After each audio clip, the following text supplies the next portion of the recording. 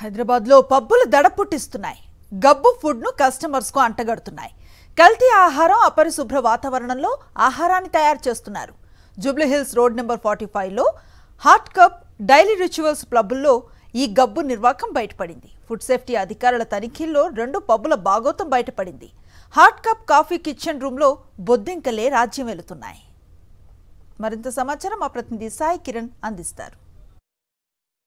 Food safety అధికారులు ఎన్ని తనిఖీలు చేసినా హైదరాబాద్లోని రెస్టారెంట్ల తీరు మారట్లేదు. ఇప్పుడు తాజాగా పబ్బులు దడపుట్టిస్తున్నాయి. జూబ్లీహిల్స్ రోడ్ నెంబర్ 45లోని హాట్ కప్ కాఫీ ఏరియా. ఇది తెలియనటువంటి యువత ఉండరు. ఇక్కడికి చాలామంది వీకెండ్ వస్తే చాలు చిల్ అవ్వడానికి ఇక్కడికి వస్తూ ఉంటారు. అయితే ఫుడ్ సేఫ్టీ అధికారుల తనిఖీల్లో బయటపడ్డటువంటి నిజాలు చూస్తే మాత్రం వీరి నిర్వాకం ఏ విధంగా ఉంది అనేటువంటిది దడపుట్టిస్తుంది. ఇందులో నిల్వ చేసేటువంటి చికెన్, మటన్ ఇవన్నీ కూడా అన్హైజీనిక్ కండిషన్లో ఉంటున్నాయి.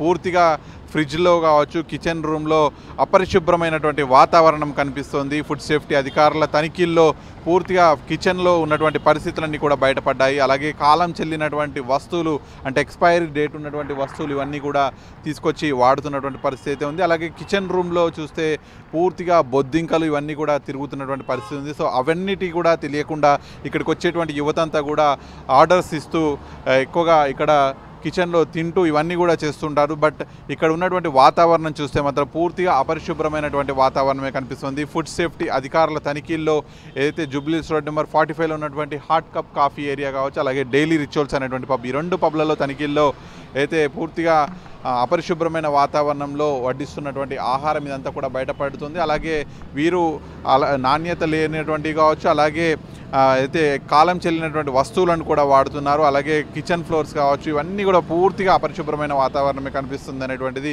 ఫుడ్ సేఫ్టీ అధికారుల తనిఖీల్లో తేలింది. సో ఇప్పటికే అటు రాష్ట్ర వ్యాప్తంగా కూడా అయితే హోటల్స్, రెస్టారెంట్లలో తనిఖీలు చేస్తున్నారు. ఎక్కడికక్కడ హైజీన్ మెయింటైన్ చేయాలనేటువంటిది కూడా చెప్తున్నారు. ఎందుకంటే దాదాపు 100ల్లో ఉంటుంది ఒక్కొక్క ఐటెం అయితే ఫుడ్ ఐటెం రేటు. కానీ వీళ్ళు అంతంత రేట్లు తీసుకొని కూడా అటు నాణ్యత లేకపోవడం, అలాగే పరిశుభ్రత మెయింటైన్ చేయకపోవడం అనేటువంటిది హోటళ్ళు కావచ్చు, పబ్లు వీటల్లో కనిపిస్తుంది. ఇప్పటికే ఫుడ్ సేఫ్టీ అధికారులు సీరియస్ వార్నింగ్స్ ఇస్తున్నారు. కానీ కేవలం ఫైన్స్ వరకే సరిపెట్టడంతో వాళ్ళు మళ్ళీ యథావిధిగా ఎటువంటి జాగ్రత్తలు తీసుకోకుండా కూడా ప్రజలకు అటువంటి ఫుడ్ వడ్డిస్తున్నారు.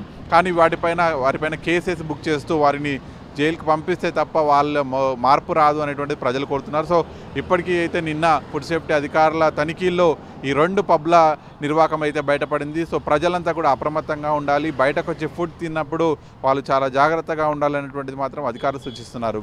వీడియో జర్నలిస్ట్ కుశాల్తో కలిసి సాయి కిరణ్, సాక్షి న్యూస్, జూబ్లీహిల్స్ రోడ్ నెంబర్ 45 నుంచి.